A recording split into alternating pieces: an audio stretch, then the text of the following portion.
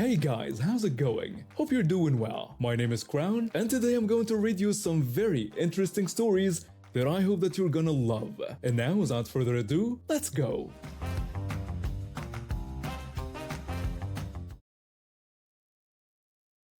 I got my dog right after I started my first real job out of college. Back then, I was living in a tiny apartment, barely making rent, but I knew I needed a companion. Found him at a shelter, this big, fluffy Malamute puppy with these bright eyes that just looked right at me. We've been through everything together since then. 3 moves across 2 states, late nights studying for my master's degree while he slept at my feet, the day I closed on my first house, the week I drove my first brand new car off the lot. He's not just a pet, he's family. The only family I've got in this city, really. No girlfriend, no kids, just me and my 70-pound best friend who greets me at the door every single day like I'm the most important person in the world. So yeah, when my neighbor decided to turn my dog into his personal entertainment, I had a problem with it. It started about 6 or 7 months ago. The guy moved in next door and immediately got himself a drone. Fine, whatever. People have hobbies. I wasn't going to judge. But this guy flew that thing like he was trying to piss off the entire neighborhood.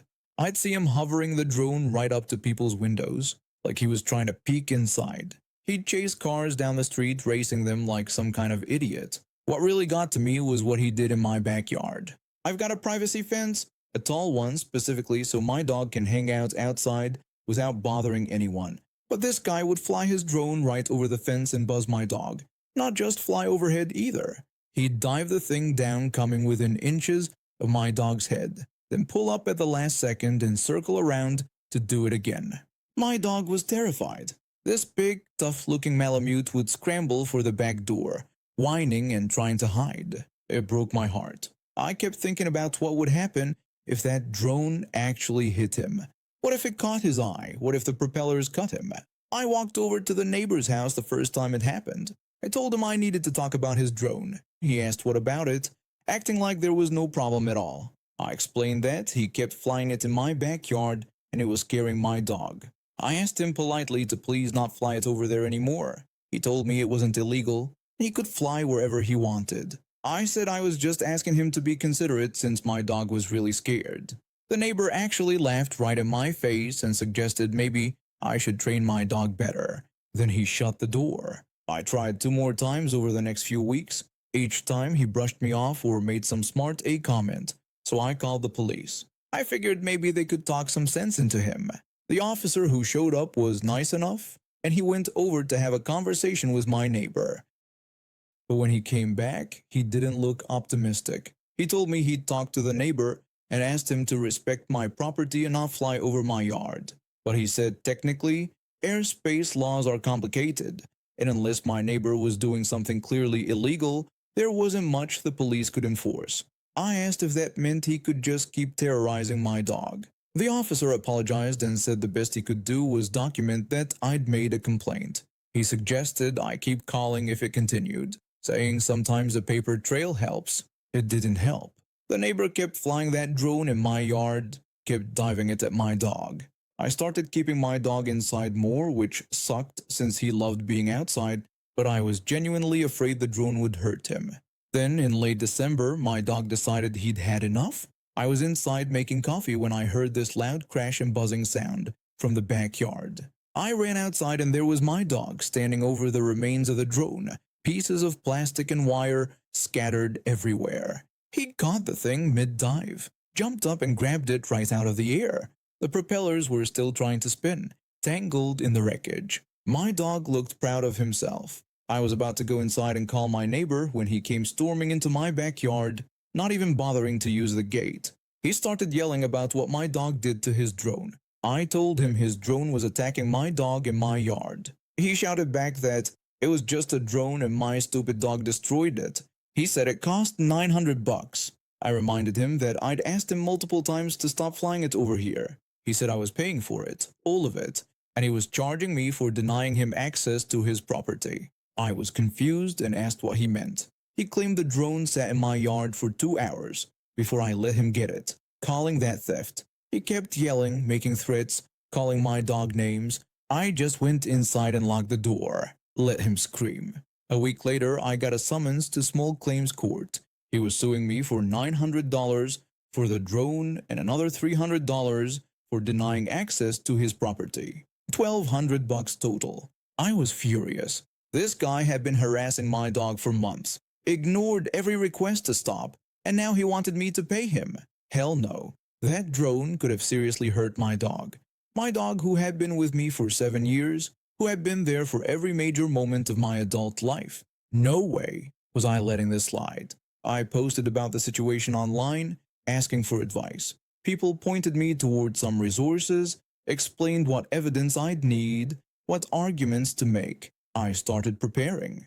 First, I took dozens of photos of my backyard from every angle, showing how high my fence was and how there was no way the drone could accidentally fly that low.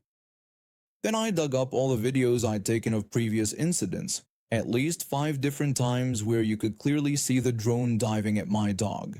I'd started recording them after the police visit, figuring I might need proof eventually. Then I went to my vet and got copies of all the bills from the aftermath. After my dog caught that drone, I took him straight to the vet to make sure he was okay. $700 for x-rays to make sure nothing was broken or lodged somewhere dangerous. Another $250 to sedate him during the x-rays since he was so anxious. While we were there, I had them do a full dental exam and cleaning since he'd bitten down hard on plastic and metal. $400. They prescribed anti-anxiety medication since he'd been so traumatized by the drone harassment. Another $120 for the meds and follow-up visit. I bought wet food for a week in case his teeth or mouth were sore. $60. Add in the cost of the extra checkup to make sure he was healing properly, and I had nearly $2,000 in bills. Court day came. I walked in with a folder full of evidence. My neighbor showed up looking smug, probably thinking this would be easy money. The judge called us up and asked my neighbor if he was suing for damage to his drone. My neighbor confirmed he was, saying, "My dog destroyed his property, $900 worth of equipment, plus $300 for denying him access when the drone went down." The judge asked if he was claiming the dog was trained to attack the drone. My neighbor insisted the dog had to be trained since dogs don't just jump that high. The judge actually smiled a little and said he had a Labrador himself. He told my neighbor that dogs absolutely jump that high, especially when they're frightened or feel threatened.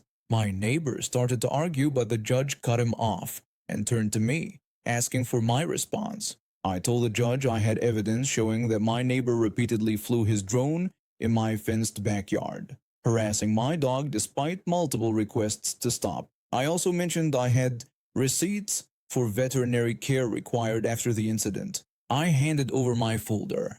The judge spent several minutes looking through everything, the photos, the videos, the vet bills. His expression got less amused and more serious when he went through it. The judge asked my neighbor if it was his drone in the videos. My neighbor admitted it was, but said he was just flying it and it wasn't illegal. The judge asked him directly if he was repeatedly flying it at low altitude directly at my dog, in my private fenced yard. After being asked to stop, my neighbor said it was just a dog, like that made it okay. Wrong thing to say. The judge's eyes narrowed. He said he was dismissing my neighbor's claim entirely. He also said he was awarding me $1,930 in veterinary costs and emotional distress to my animal. My neighbor protested that it was insane to award that much for a dog. The judge told him he repeatedly trespassed into my airspace, harassed my animal, and caused legitimate medical expenses. He said my neighbor was lucky he wasn't adding additional punitive damages. Then he said they were done. I walked out of that courtroom feeling better than I had in months. 90 days later, my neighbor paid. Every cent. But the story doesn't end there. Turns out, when you sue someone, and the case involves a drone, it creates a public record. Someone, I don't know who, tipped off the FAA about my neighbor's flying habits. They opened an investigation. Came to find out, his drone wasn't even registered, which is required for anything over a certain weight. He'd also been flying it within 5 miles of a regional airport, way above the maximum legal altitude, and consistently out of his line of sight. all violations of federal regulations. Now he's banned from flying drones and got hit with some hefty fines. He moved out about a month ago. I never mistook this job for low risk, but I never imagined it could potentially get me thrown in jail. We got a pretty sketchy delivery call at a late hour. The front of house staff was constantly slammed with everyone desperate to eat at a table again now that the vaccine was out, and they were in the weeds. So I grabbed the phone. Before I could even finish our standard greeting, the guy just told me his name was Mac and that he was ordering a pizza. I'm not much for small talk either, so I'm rolling with it. I asked him the usual stuff like whether it was pickup or delivery, just rattling off the standard questions. He answered the first few, but he seemed hesitant or confused. He argued with some other guy behind him for a second, then got back on the line and ordered like normal, though none of the preceding stuff had even happened. Whatever. I caught his delivery and out I went. It was a standard large pizza, no toppings, no extras. They were going to pay cash. I pull up and it's a scary, run-down, sparsely populated apartment complex. Mostly broke college students in there now though, so I wasn't too concerned or anything. I get to the door and when I knock it eases open a bit. This didn't seem like the ideal neighborhood to keep your door unlocked, but not my business. I called in announcing I had their pizza. There was no response. I called a little louder saying I had their pizza out here, and an alarmed voice from inside told me to be quiet and just come in. No way. I get that request weirdly a lot, like everyone from sketchy apartment bros to suburban moms asking me to bring the pizza to the dinner table because they're busy. Some people even pulled this during the pandemic.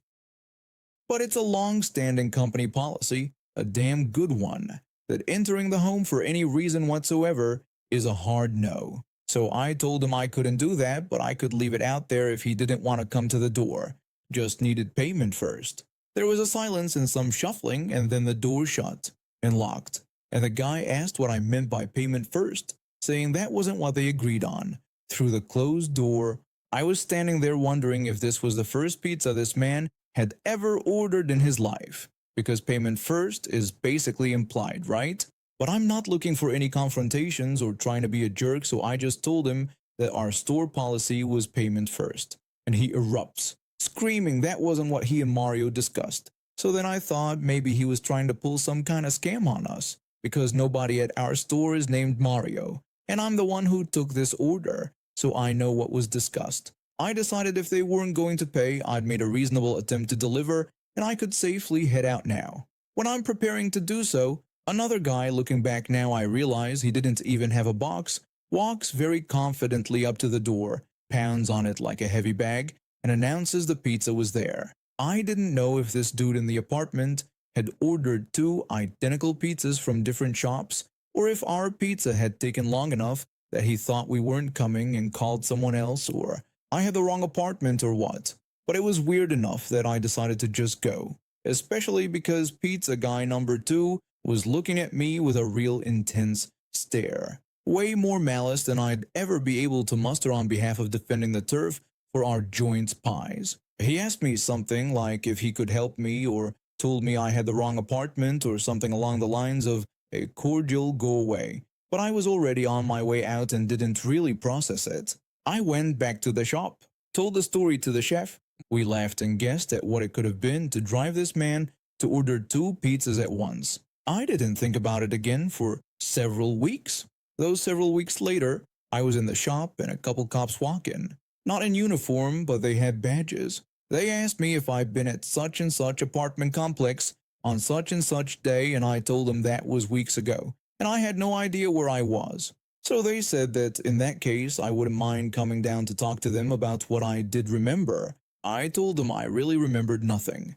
They said that was fine and we could talk anyways and see if there was something I might not realize was relevant that came back to me. They kept prodding me. I told them I was working right now, but I could come later next week maybe. But they were really insistent, which should have set off some flags. In hindsight, they said it was a really pressing matter and they'd appreciate if I came in right now. They'd explain it to my boss so there wouldn't be any problems. I'd really be helping them out.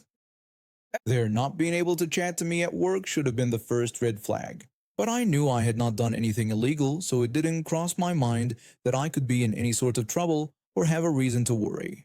Especially because when I got to the police precinct, everyone was extremely friendly, like I was actually doing them a favor. They didn't throw me in a cell or try to intimidate me or anything. They brought me in a nice, air-conditioned conference room and gave me a comfortable chair and asked if I wanted anything to drink and really just kind of shot the crap with me for 20 or 30 minutes. To this day, still confused about this. I think they even offered to order food, if I remember right. I declined even the most basic offers because I was anxious to get back to my shift. Didn't need my co-workers getting any wrong ideas. I played along and made nice because they did get the okay from my boss to go long I needed. But in the back of my mind, I was thinking, didn't you say this was urgent? They're running short-staffed at work just so we can trade hot takes on the college baseball World Series. Eventually, though, and I think they were trying to be subtle, but they definitely weren't, they shifted to asking me about what they really brought me in to talk about. They asked me about if I'd made the delivery to the apartment complex, and I'd obviously racked my brain between when the cops first arrived and then, so I told them actually I had. That I wasn't sure if it was exactly the day they were quoting me, but it was around then. I figured they'd ask about the delivery but didn't want to get ahead of their questions. I figured a brain dump of information would make me come off guilty, plus I didn't want to accidentally tell them more than they were expecting to hear and lamb myself there longer. But instead of asking, like, any of the questions I expected they'd ask, they asked me how long I'd known the guys I was delivering to. Kinda confused, I told them I didn't know them. I could see that my answer disappointed them, but it was the truth. They collected themselves pretty quickly, though. There were two detectives, the same two who'd come for me in the store, and one kept insisting on the facts. They saw them, and the other kept trying to bend things in my favor. So the bend guy asked if I at least knew them customers, suggesting we weren't all best friends or anything, but I had to know them somehow, right? I wasn't sure what knew them customers was supposed to mean, because to me it was synonymous with not knowing them. So I said no. They changed topics. They asked how long the delivery had been planned for. I told them everything had to be ordered same day unless it was 4 or more pies, and I didn't remember exactly when they called. But per store policy, wouldn't have been more than an hour before it was delivered.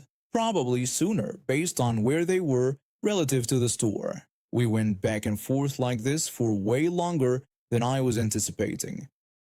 Them asking me questions that seemed to imply I knew something. Me feeling super confused and giving them visibly disappointing answers, reminding them I knew nothing. Eventually they seemed pretty frustrated and they told me to stop lying to them and cut the crap. They said my friends had rolled on me and it was done.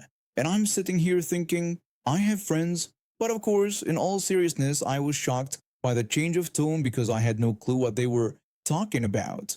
And I told them so. And they said I was just embarrassing myself at that point. One tried to reassure me that if I just told them what I knew, they could still help me, and the other said I was too stupid to seize this last chance. Well, no reason to sit around and be spoken to like that. I got up to leave.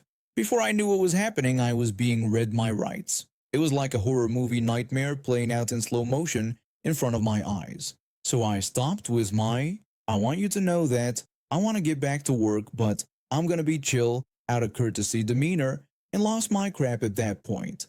I kept really forcefully without coming off erratic, or so I hoped, insisting that I did not even know what they were talking about, like I've been saying all along. They were not having any of it. They kept saying videotape didn't lie and asked if I wanted to see the tape before I locked myself into another lie. They said the jury was gonna eat this up. Jury? I nearly crapped myself. I don't even turn right at red lights half the time. Plus, I couldn't believe they had video all this time. They were grilling me to remember what happened and they could have just shown me a video. What the hell? I knew I was in over my head at that point. A million thoughts were swirling around and I was so overwhelmed and scared. I finally said what I should have said way back at the beginning, though I didn't say it nearly assertively enough because I was trying to, act innocent. Not seem guilty, not make things worse, than they'd somehow already become. I asked if I should be talking to a lawyer, and they asked if I wanted to talk to a lawyer, and whether I did something that would necessitate the aid of an attorney. The other guy said if I wanted a lawyer, they'd get me one, but he had to say that did not look good on me. And I shouldn't have believed him. My dad has now drilled into my brain, you never talk to police, only your lawyer does. But at the time I thought, yeah, I guess asking for a lawyer does make it seem like I did it. Crap. Then they showed me enhanced frames of the video and timestamps, and they're saying all this stuff. It was really a blur at that point. But one thing stood out. They said something that they'd already said a time or two before, but it hadn't totally sunken in until then. They alleged my buddies thought this would be some quick money. They thought it'd be real slick to order a pizza instead of just calling and saying, bring the stuff up, and that they wouldn't be suspicious or they wouldn't follow up. One of them said he knew I was a good guy, and I didn't know what I was getting myself into. But if I wasn't honest with them, they couldn't help me. At this point, it had been established they thought I'd transported some large sum of ill-gotten cash into this apartment. I had told them repeatedly about the other guy who showed up to supposedly deliver a pizza. I even pointed him out on the footage. Unfortunately, the cameras didn't have audio, so they couldn't hear me arguing with the people in the apartment over the measly few bucks. Or more importantly, hear this other guy announce he had a pizza. Because the other guy didn't have a pizza box and I did, they didn't believe me that I wasn't the pizza part of this operation. To recap, apparently what they'd uncovered from the real criminals is they were meant to take receipt of some money. The guys inside the apartment were told something like, that afternoon you'll get a pizza, to try and prevent anyone from saying anything incriminating on paper. These dumb idiots in the apartment did not understand the instructions and actually ordered a real pizza instead of just waiting for their cash delivery to show up. I'm pretty certain all that arguing I'd heard on the phone was one of the other criminals asking something to the effect of, are you sure you're supposed to order an actual pizza? Because what else would they have been arguing about right then? So once I connected all the dots, it was a matter of proving my pizza delivery was legitimate. They tried to get a record of the delivery when they talked to my boss, but we're a small shop. We only keep tickets through the end of the week, and we just sign a piece of paper confirming our tip amount every night. These guys wouldn't have factored in since they didn't pay. I didn't have anyone but the criminals to corroborate my story, and there was nothing in it for them to exonerate me, or they would have done it by now. But then I remembered. The chef. I told him all about this delivery. I begged the cops to talk to him and reminded them I'd followed them right out of the store before I'd known what this was about, so they could trust he was totally untainted. Sure enough, he recounted it exactly I told him, and told police. The stories matched near identically. The cops went through our phone logs, but these guys had called in their order from a burner, so that was of no help. I figured the chef would be enough, but after I've been in the precinct for nearly 8 hours total, they said they were going to go ahead and hold me until they could verify I didn't go with a decoy pizza and somehow give them money another way. Or until they found the real delivery guy. They never would, because they didn't believe me that he was the other guy outside of the apartment on the video without a box. I don't know if he had the cash taped to him or what, but the cops were convinced it couldn't be him because he didn't have any bag, box, or something to hold the money. Finally, realizing this was not a misunderstanding that was going to go away, all these years of watching Law & Order kicked in, and I asked for my phone call. I got my dad on the line, and he of course told me not to say another word, and showed up with an attorney who had me out within an hour of his arrival. I was formally cleared of all involvement the next day. Barely got an apology. None of this will show up on my record or anything, but still, you'd think they'd be a little more remorseful about what they put me through. My boss gave me a couple paid days off, having seen how serious it was with questioning the chef and searching the phone logs and everything. I think he was just glad I wasn't an embezzler or serial murderer or otherwise a criminal, because for the longest time all they would tell him is I was involved in a situation and they needed information. And now we have reached the end of today's stories. Thank you for watching, and see you next time.